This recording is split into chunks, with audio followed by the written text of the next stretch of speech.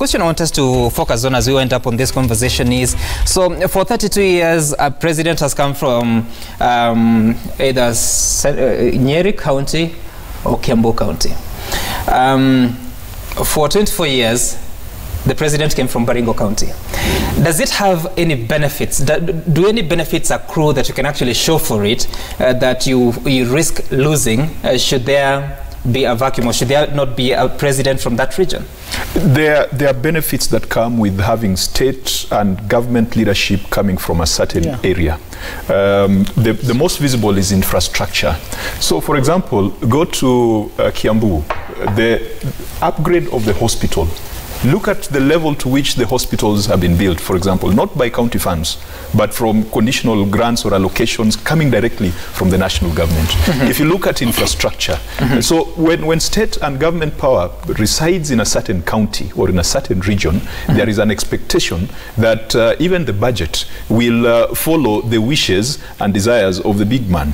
That is why we moved budget making to Parliament. And unfortunately, 10 years down the line, Parliament has not mastered, well, 7 years down the line, we still have not understood that our job as Parliament is to scrutinize the budget away from Treasury and away from the executive. There are those who argue that Rift Valley as a region largely did not benefit exactly as people would have expected it to benefit from a Moi presidency. That Central has not benefited as much. It has had some residual benefits, but there are areas like Northern Kenya, which I can tell you have felt completely left out. There are areas like the coast. I was in Mombasa, the coast region, Kwale and Mombasa County last week with a parliamentary committee. And I can tell you the people of coast, they feel like they have been forgotten and no one cares about them over these developments around SGR and the death, the apparent death of Mombasa Port. And they believe that if one of them was a president in Kenya, then such things would not have happened. Did you just say Mombasa Port is dead? Yes, there is a study that was shared with us, a study done by the University of Nairobi on the effect of the SGR on the coastal economy. And the net effect is that there will be losses in jobs, there will be losses in revenue, and the economy of the coast is going to suffer. And that is a scientific report, and I think some of the dailies even featured it over the weekend. Would the situation be any different if a president came from They feel that decisions made would be decisions that would first favor that region before it talks about other regions. So what is the conversation in the coast? The conversation in the coast, compare what's going on there and what Governor Waiguru is talking about. The people in the coast feel that the opportunities that came with a vibrant port, the transport opportunities that the ICDs were providing are now moving to Naivasha. And those are the same people who are also being told or are hearing the governors from the central, the Mount Kenya region, saying that now that Uhuru is going, what is in it for us? When they believe that the economy is being sucked away from coast to the central region. So they are real and perceived benefits. But in the ideal situation, which my colleagues are persuading me not to think about, it should not matter where a president comes from. Otherwise, would have benefited from Obama's presidency in the US. The ideal situation is that the state and government should be able to function without bias to the neighborhood of a president. But that has been the history of this country. That when Kenyatta 1 was president, Central benefited. When Moi was president, the reason why Rubia and Matiba came up was that Central Kenya was being persecuted by Moi. And when Kenyatta now is president, we are seeing more national government resources going into either Rift Valley or Central Kenya. That is a reality.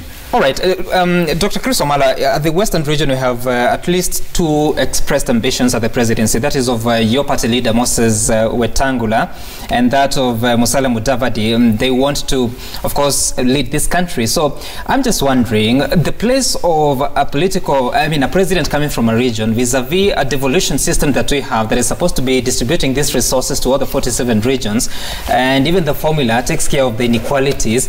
Why are we not curing this problem? How many years? 9 years down the line after the passage of the new constitution? That's a very good question, and give me some time to answer. Now, going to this, is only about 15% that is devolved.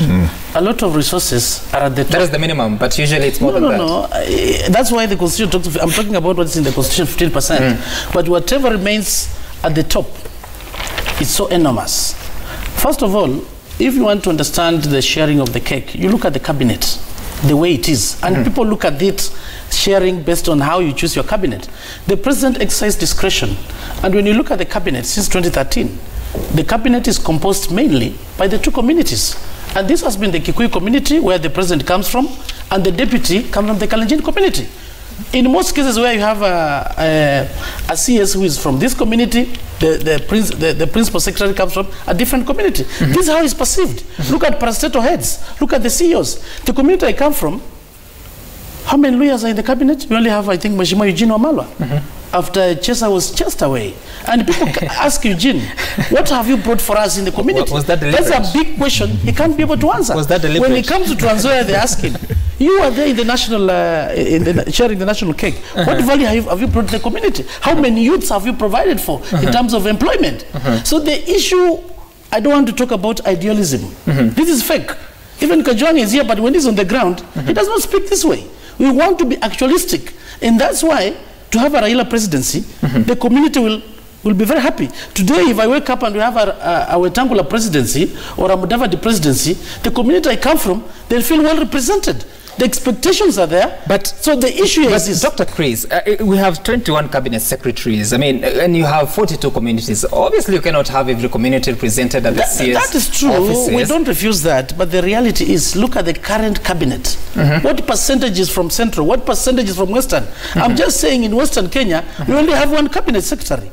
Who can't even explain out of 21 is good enough. Who can't even tell the people from the other side, what have you brought on board?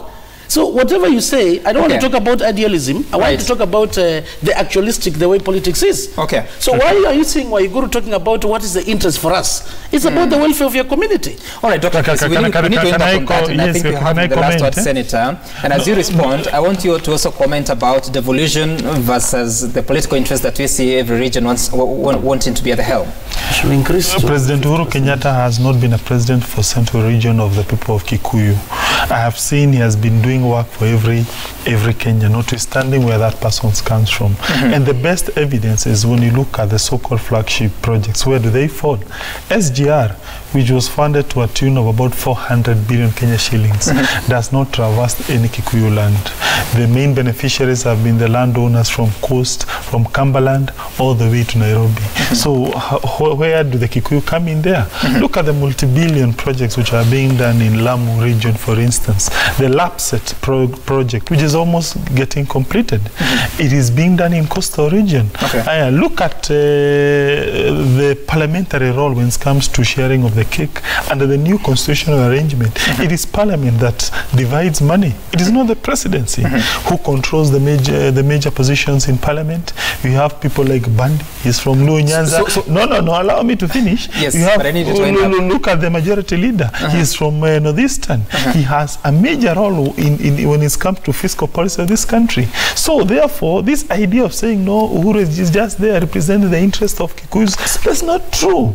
Parliament is under the control of people like Duale and therefore it doesn't matter. It doesn't matter whether the next president comes from the central region. Yeah, the point I'm trying to illustrate is this notion that Uhuru has been assisting. Listen, Uhuru has been there assisting Kikuyus. No, Uhuru has been performing for each and every Kenyan. And look, a good example.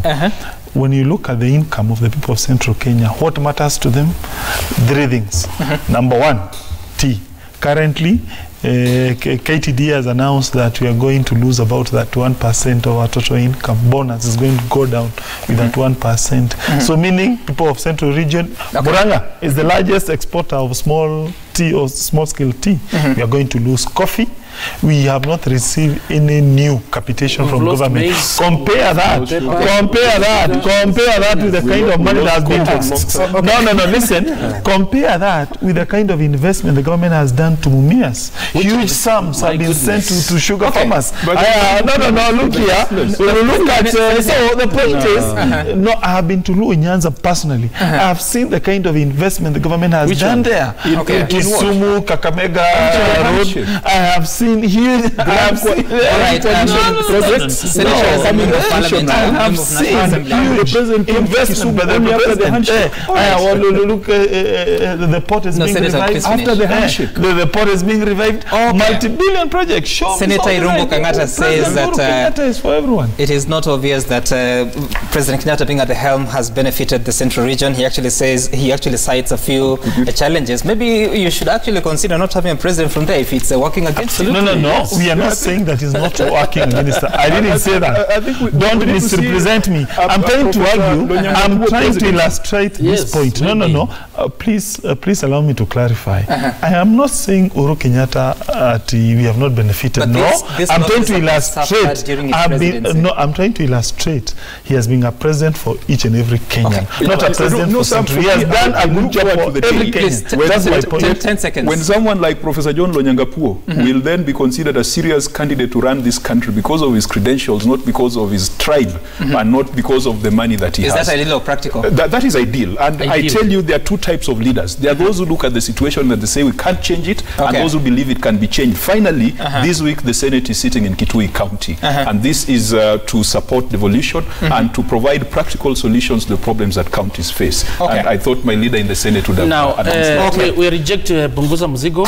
You know, representation is never reduced. You come and say we reduce constituencies to counties, that is totally out. All right. For BBI, we can't comment much. Let's wait for the document to come out. Then we'll be able to give our input. All right, Dr. Chris Omala, Member of Parliament for Kiminini constituency, Senator Moses Kajong from Homa Bay County, and Senator Irungu Kang'ata from Murang'a County. Thank you so much for making time for us to have that conversation.